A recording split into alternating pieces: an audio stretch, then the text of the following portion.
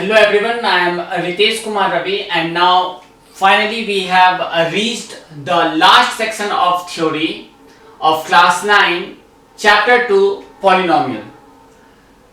अब तक हमने वो सारे basic concepts, nomenclature as well as definitions and some theorems have been read in polynomials, जिसमें मैंने पॉलिनोमियल का क्या मतलब होता है, पॉलिनोमियल के टाइप्स क्या होते हैं, रिमाइंडर थ्योरम क्या होता है, based on the remainder theorem factor theorem क्या होता है, and after understanding the factor theorems we are coming to the final and the last section that is called as algebraic identities.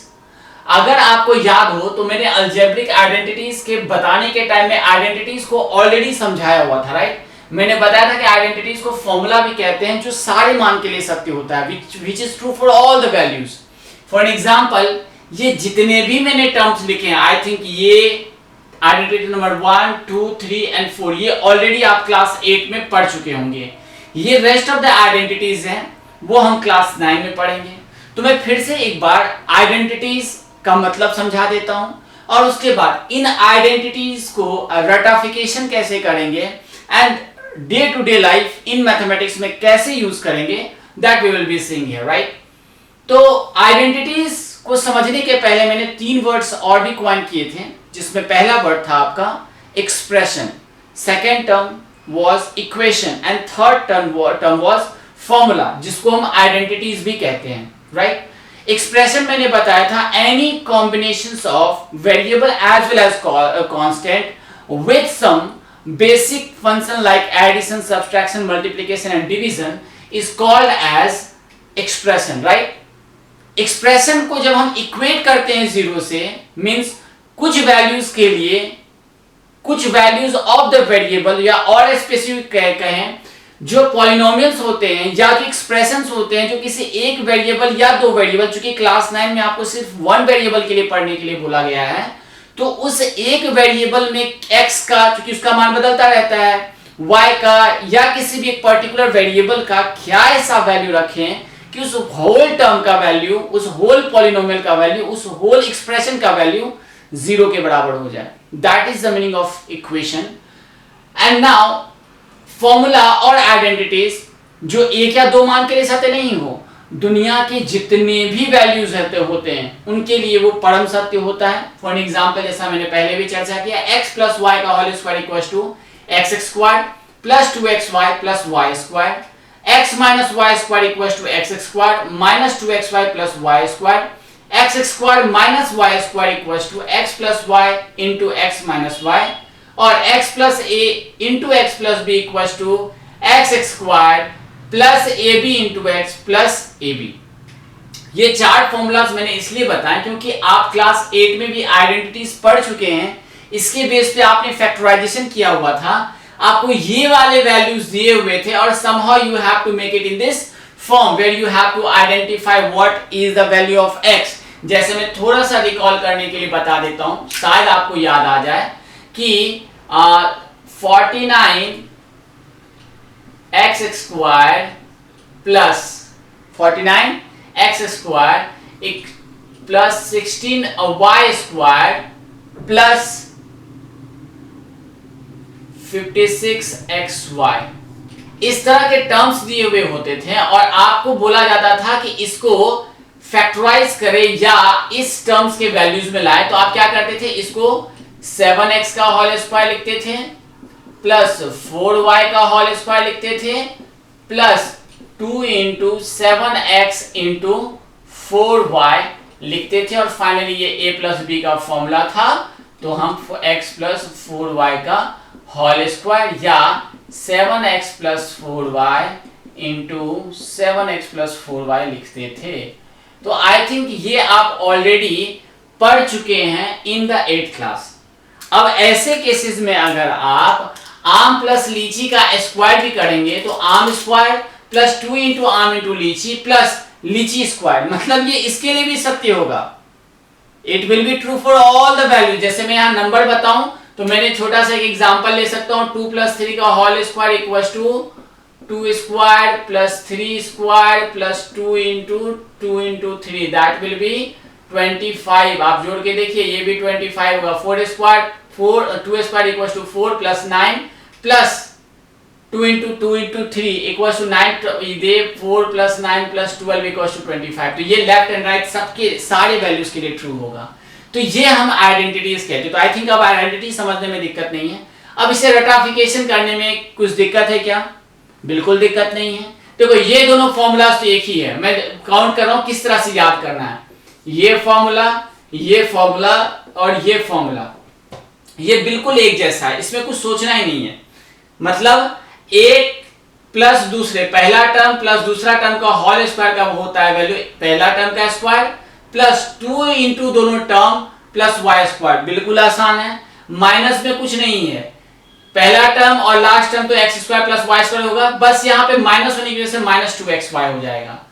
इसको हम चाहें तो इस टर्म में भी ले, ये दोनों फॉर्मूला एक्चुअली एक ही फॉर्मूला है जो आप आराम से कर सकते हैं। x प्लस माइनस वाई का होल स्क्वायर अगर आप रखेंगे ठीक इसी वाले फॉर्मूला के हिसाब से, तो x square plus 2 into x और यहाँ y क्या है, माइनस वाई है, प्लस माइनस वाई का होल स्क्वायर। तो माइनस माइनस प्लस, तो ये वैल्यू यही हो जाएगा। यहाँ पे प्लस माइनस माइनस, तो ये वैल्यू माइनस हो गया, और ये x का एक्स स्क्वायर। तो इस तरह से आप ये फॉर्मूला और ये फॉर्मूला बिल्कुल सही है, कपल बना करके ये पढ़ते जाना है। तो ये पहले तीनों का एक्स स्क्वायर हो जाए, x square plus y square plus z square, plus दोनों टर्म 2 इंटू एक्स वाई, फिर इस दोनों टर्म 2 इंटू वाई जेड, फिर ये पहला और तीसरा बच गया है तो 2 इंटू जेड इंटू एक्स। तो ये तीनों फॉर्मूलाज तो आपको ऐसे याद हो जाएंगे।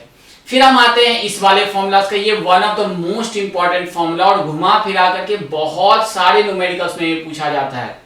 तो x square plus minus y square, और बहुत आसान भी है, याद रखना यहाँ x प्लस वाई का होल स्क्वायर है, यहाँ x square minus y square, यहाँ x माइनस होल का वाई स्क्वायर। अक्सर बच्चे कंफ्यूज करते हैं, जैसे मैं पूछता हूँ what is the value of x square minus y square, sir x square plus y square minus 2xy।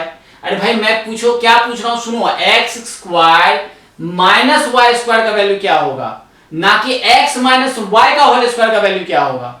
तो रिमेंबर दिस, जैसे एक्स स्क्वायर बोला जाए देन माइनस वाई स्क्वायर बोला जाए, तो इसको फैक्टराइजेशन बेस्ट फॉर्मूला कहते हैं। तो ये x प्लस वाई एक बार प्लस हो जाता है और एक बार माइनस हो जाता है। तो इस तरह से आप ये 3-1-4 फॉर्मूला तो बिल्कुल आराम से समझ लेंगे। और ये फॉर्मूलास का आपने डेरिवेशन भी देखा हो कि ये फॉर्मूला यही क्यों होता है, कुछ और क्यों नहीं होता है। तो वो मल्टीप्लिकेशन ऑफ पॉलिनोमियल्स में आप ऑलरेडी पढ़ चुके होंगे। ये फॉर्मूला भी बहुत कॉमन, ये फॉर्मूला बिल्कुल इसी तरह है। यहाँ पे y की जगह पे एक बार a और एक बार b है, तो कोई दिक्कत नहीं है। एक्स स्क्वायर प्लस जो कांस्टेंट दो टर्म है इंटू ये और इंटू ये, हम इसके बेस पे भी फैक्टराइजेशन निकालेंगे। अभी हमें पढ़ना है numerical. This is a most important formula for class 9। This is the most important formula to find the factorisation, की घुमा फिरा के इस पे बहुत सारे क्वेश्चंस पूछे जाते हैं। हाँ, ये 3 फॉर्मूला जो 9th क्लास में नया आया हुआ है ये भी आसान है बट थोड़ा सा ट्रिकी है। जैसे a प्लस बी का होल क्यू या x प्लस वाई का होल क्यू, तो पहले टर्म का q जैसे यहाँ पे पहले टर्म का स्क्वायर था, वैसे दूसरे टर्म का q जैसे दूसरे टर्म का स्क्वायर था, प्लस यहाँ पे 2xy होकर रुक जाता था। यहाँ पे जो कि q है तो आप याद रखने के लिए यहाँ पे 3 याद रखेंगे, इंटू xy यहां तक रुक जाता था पे a प्लस बी के whole square x plus y के होल स्क्वायर में। यहां बस आपको ये याद रखना होगा कि इसके बाद भी कुछ होता है, दैट इज ये वैल्यू अकेला भी आता है। इसको और थोड़ा एक्सपेंड करके लिख सकते हैं, x cube plus y cube plus 3, एक बार इसको गुणा करेंगे तो 3x square y plus 3x y square, ये भी होता है राइट। x माइनस होल का क्यू क्या होगा, सेम वैसे ही एक्स क्यू, चूंकि माइनस 3 बार यूज होगा तो ये माइनस वाई क्यू प्लस यहाँ पे माइनस और जो सेम टर्म है वैसे ही। तो इस दोनों फॉर्मूला को आप एक बार याद कर सकते हैं। ये आपके इंटरमीडिएट कुछ क्लासेस के लिए, मतलब बड़े क्लासेस के लिए द मोस्ट इंपॉर्टेंट फॉर्मूला है। वहाँ पे मैट्रिक्स, डिटर्मिनेंट और अलजेब्रा, इवन ट्रिगोनोमेट्री यहाँ पे बहुत ज़्यादा यूज होता है। ये फिलहाल आप सिर्फ रट्टा मार लें, ये भी इसी फॉर्मूला की तरह एक फैक्टराइजेशन फॉर्मूला है। इसी फॉर्मूला की तरह a cube plus b cube या x cube plus y cube plus z cube minus 3xy में एक फैक्टर पार्ट ये होता है जैसे यहाँ पे था, और दूसरा फैक्टर पार्ट मेरा ये होता है x square plus y square plus z square minus 3xy minus y z minus z x. ये थोड़ा सा याद करना पड़ेगा कि एक बार x plus y plus z हमने निकाल दिया तो बचेगा क्या, इसका स्क्वायर इसका स्क्वायर इसका स्क्वायर, और इसके टर्म में माइनस एक्स वाई एक बार माइनस वाई जेड और एक बार जो बचा हुआ है माइनस एक्स जेड। तो इस तरह से हम सारे formulas in with the theory section of class 9 chapter 2 polynomials पढ़ चुके हैं। अब यहाँ से हम बेस्ट वे और step by step way to solve the problems of this topic कैसे पढ़ेंगे। तो मैं पूरे चैप्टर को 2 से 3 वीडियोस में अलग अलग तरीके से बताऊंगा, और how to solve the question as well as confirmation at the same time कि आपका जो प्रॉब्लम बना है वो प्रॉपरली सही बना है या नहीं बना है, या उसके स्टेप्स क्या होते हैं वो भी हम वही देखेंगे। Fine, so that's all from this topic of algebraic identities, जिसमें मैंने सारे फॉर्मूलाज बना दिए हैं, कैसे याद करना है, try to make you understand, but of course it will be your effort and your tricks to remember it forever.